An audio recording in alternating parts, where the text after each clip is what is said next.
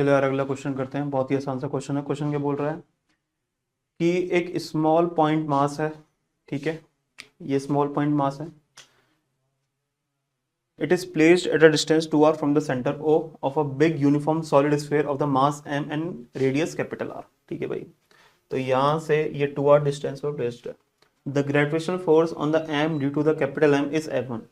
तो इस F1 की वैल्यू मैं आसानी से लिख सकता हूँ। F1 की वैल्यू क्या आएगी? F1 की वैल्यू आएगी G capital M into small m upon उनकी बीच की दूरी का स्क्वायर। तो ये F1 है। अब क्या कर रहे हैं अपन? A spherical part of the radius r by 3 is removed from the big sphere as shown in the figure. The gravitational force on small m due to the remaining part of the capital M is found to be F2। ठीक है भाई, तो इस part को अपन ने remove कर दिया। अब इस स्मॉल m पर जो फोर्स लग रहा है वो F2 लग रहा है, तो अपन को F1 अपन F2 फाइंड आउट करना है। तो F1 तो फाइंड आउट कर लिया, F2 भी फाइंड आउट कर लेते हैं। तो ये जो पूरा सिस्टम है इसकी तरह बिहेव कर सकता है कि ये अपने पास वो यूनिफॉर्म सॉलिड स्फीयर था जिसका मास कितना है m है, और जिसका सेंटर का जो कोऑर्डिनेट है उसको मैं 0,0 बोल सकता हूँ। अब अपन ने एक स्फेरिकल पार्ट रिमूव कर दिया जिसका रेडियस कितना है, r/3 है। तो ये r/3 है, यहां से लेकर यहां तक दूरी कितनी होगी, r होगी। तो यहां से लेकर यहां तक दूरी कितनी हो जाएगी, r माइनस r/3। तो ये वाला जो कोऑर्डिनेट है क्या हो जाएगा फिर, 2r/3, 0। लेकिन इसका मास क्या होगा, मास भी कैलकुलेट कर लेते हैं। तो तुम देखो 4/3 पाई आर क्यूब वॉल्यूम के कॉरेस्पॉन्डिंग जो मास है वो m है। जो अपन स्फेरिकल पार्ट रिमूव कर रहे हैं इसका वॉल्यूम कितना होगा, तो 4/3 पाई r/3 का होल क्यूब। तो मेरे हिसाब से इसके कॉरेस्पॉन्डिंग जो अपना मास आएगा वो m/27 आएगा। ठीक है ना।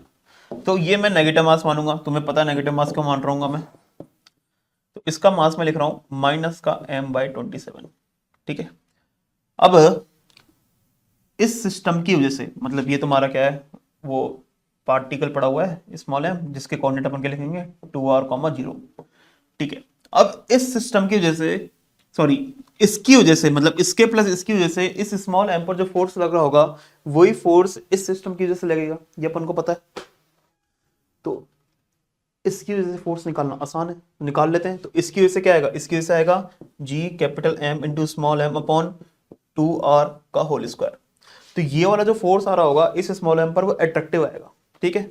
तो इसके कारण वो रिपल्सिव आना चाहिए, क्योंकि नेगेटिव मास है ना, इसलिए मैं रिपल्सिव बोल दे रहा हूँ। तो इसलिए मैं माइनस करूंगा, तो माइनस G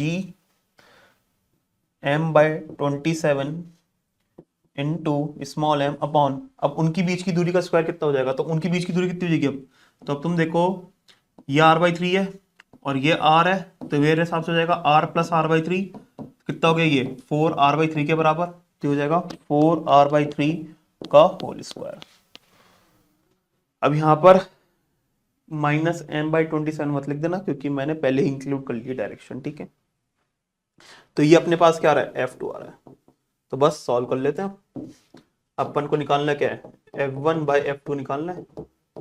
तो G capital M into small m upon 4r² divide by G capital M into small m upon 4r² minus G capital M into small m upon, ये मेरे हिसाब से हो जाएगा कितना, तो जो अपना 9 है ऊपर चल जाएगा, तो 9/27, तो मतलब 3 आ गया नीचे, और 3 इंटू 16, 3 इंटू 16 मेरे हिसाब से कितना होता है, 3 इंटू 16 48, तो 48r²।